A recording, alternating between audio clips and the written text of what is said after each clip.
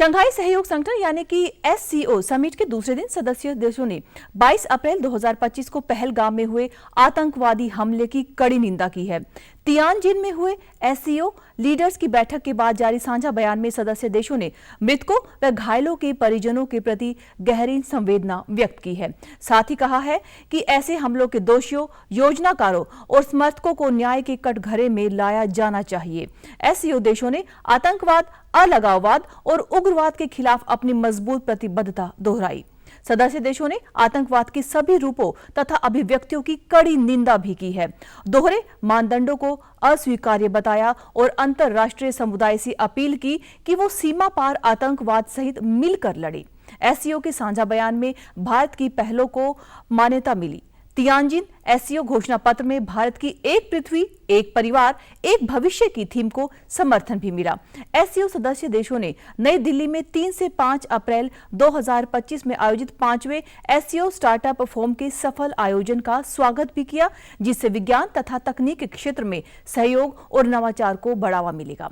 सभी देशों ने 21 से 22 मई को नई दिल्ली में हुए 20वें SCO थिंक टैंक फोरम की बैठक को भी सराहा। इसके अलावा साझा बयान में भारतीय विश्व मामलों की परिषद ICWM स्थित SCO अध्ययन केंद्र के योगदान को भी सराहा गया।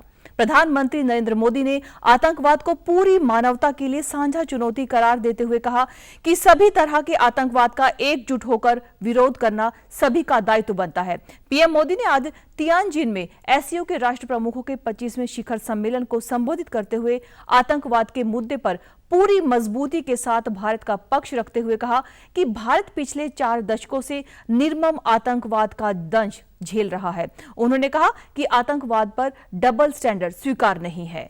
हाल ही में हमने पहलगाम में टेररिज्म का बहुत ही घिनौना रूप देखा।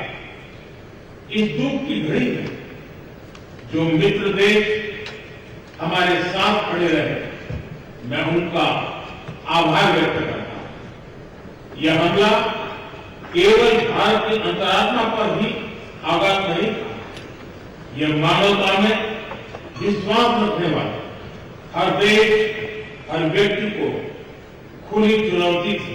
प्रधानमंत्री ने व्यापार और विकास के लिए कनेक्टिविटी को जरूरी बताया। इसके लिए PM ने संप्रभुता और क्षेत्रीय अखंडता का सम्मान करने की अपील भी की। PM ने 80वीं वर्षगांठ पर संयुक्त राष्ट्र में रिफॉर्म की अपील करते हुए SCO सदस्य देशों को एकमत होने का आह्वान किया। कि मजबूत कनेक्टिविटी से केवल व्यापार ही नहीं, बल्कि विश्वास और विकास के द्वार भी खुलते हैं।